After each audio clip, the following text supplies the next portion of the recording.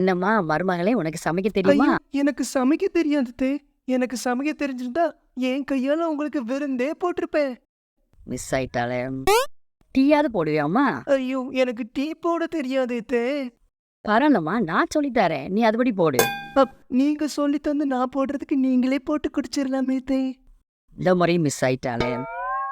இம்மா, இந்த காய்கறியை பூரா கட் பண்ணி கொடுத்துறேன். ஐயோ!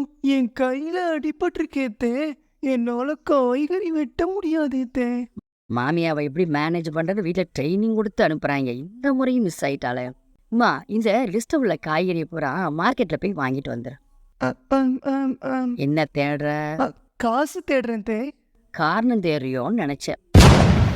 என்ன காரணம் அத்தே? காலில் அடிபட்டுருச்சு அப்படின்னு காரணம் சொல்லுவேன்னு நினைச்சேன். இது நல்லா இருக்கே. எனக்கு கால்ல அடிபட்டிருக்கு அத்தே. Two light.